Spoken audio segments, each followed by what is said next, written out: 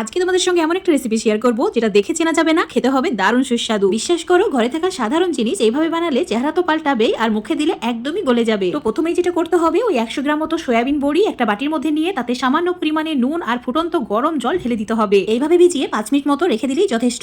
এখন গ্যাসটাকে অন করে তাতে একটা পাত্রে জল নিয়ে নিতে হবে আর দিয়ে দিতে হবে টমেটো একটু বড় বড় টুকরো করে কেটে, তার সঙ্গে আদা কুচি, রসুনের কোয়া বেশ কয়েকটি, আর দিয়েছি শুকনো লঙ্কা, যে যেমন ঝাল খেতে পছন্দ করো। আর দিয়ে দিতে হবে চিংড়ি মাছ। এই চিংড়ি হলো গেম চেঞ্জার, সাধারণ রেসিপিকে অসাধারণ বানিয়ে দেবে। এখানে চিংড়ি সহ সমস্ত মশলায় সয়াবিনের পরিমাণ হিসাবে কম বেশি করে নিতে হবে। 5 মিনিট পর দেখছি সয়াবিন তো ফুলে একদম ডাবল হয়ে গেছে। তো জল চিপে বের করে একটা বাটির মধ্যে নিয়ে নিয়েছি, তাতে সামান্য নুন আর কাশ্মীরি লঙ্কার গুঁড়ো 2 চামচ কর্নফ্লাওয়ার দিয়ে ভালো করে মাখিয়ে নিতে হবে। তোমরা এখানে কর্নফ্লাওয়ারের পরিবর্তে চালের গুঁড়ো দিতে পারবে। ভালো করে মাখিয়ে নেওয়ার পর 5 মিনিট রেস্টে রেখে দিতে হবে, তাতে করে ভাজার সময় একটু তেল টানবে না আর হবে মুচমুচে। টমেটো চিংড়ি সহ সমস্ত কিছু ভালোভাবে সেদ্ধ হয়ে গেছে। তো টমেটোর খোসাটাকে ছাড়িয়ে নিয়ে মিক্সার জারের মধ্যে নিয়ে নিতে হবে আর ঠান্ডা হয়ে গেলে জল ছাড়াই একদম মসৃণ পেস্ট করে নেব। আর মশলা সিদ্ধ যে জলটুকু রয়ে গেছে সেটা কিন্তু ফেলে দেওয়া যাবে না, এইভাবে রেখে দিচ্ছি। এবার মশলা মাখা সয়াবিন গুলো ভেজে নেব। তার জন্য চুলোর উপর ফ্রাইং প্যান নিয়ে তাতে দিয়ে দিতে হবে পরিমাণ মতো তেল। তেলের পরিমাণটা রান্নাতে যতটুকু তেল লাগবে একবারেই দিয়ে দেবে।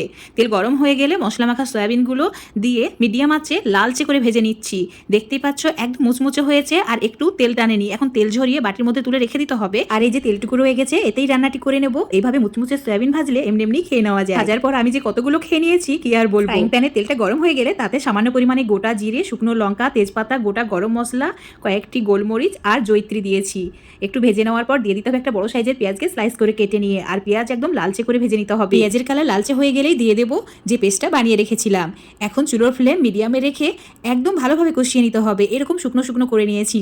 এবার এর মধ্যে দিয়ে দেবো সামান্য পরিমাণে জিরের গুঁড়ো, হলুদের গুঁড়ো আর কাসুরি মেথি। এবার লো ফ্লেমে মশলা 1 মিনিট মতো কষিয়ে নেওয়ার পর দিয়ে দিচ্ছি ভেজে রাখা সয়াবিন বড়ি। এবার মশলার সঙ্গে সয়াবিন বড়ি 2-3 মিনিট লো ফ্লেমে কষাতে হবে করে চিংড়ি মাছের সুগন্ধ সয়াবিন বড়ির মধ্যে মিশে যাবে। টমেটো চিংড়ি সেদ্ধ যে জলটুকু ছিল তাতে মিক্সচার জারটাকে ধুয়ে আরো একটু জল গরম করে নিয়েছি, সেটাকে সম্পূর্ণ ঢেলে দিচ্ছি।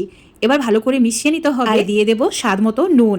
নুনটা একটু বুঝে অ্যাড করবে, তার সঙ্গে অল্প পরিমাণে চিনি আর দিয়ে দিতে হবে সামান্য পরিমাণে গরম মশলার গুঁড়ো। ভালো করে একবার মিশিয়ে নিয়ে লো ফ্লেমে ঢাকা দিয়ে 8 থেকে 10 মিনিট রান্না করে নেব। তাতে করে সয়াবিন একদম পারফেক্ট ভাবে সেদ্ধ হয়ে যাবে আর গ্রেভিটা একদমই পারফেক্ট ঘনত্বের হবে। দেখে কি বোঝা যাচ্ছে এটা সয়াবিনের রেসিপি? একদমই নয়, কনফিউশনে পড়ে যাবে এটা সয়াবিন না মাংস না অন্য কিছু। জাস্ট এইভাবে রান্না করলেই নিমিষে এক পদেই প্লেট ফাঁকা। সয়াবিনের সব ধরনের রেসিপিকে টক্কর দেওয়ার মতো দারুণ সুস্বাদু রেসিপি শেয়ার করেছি।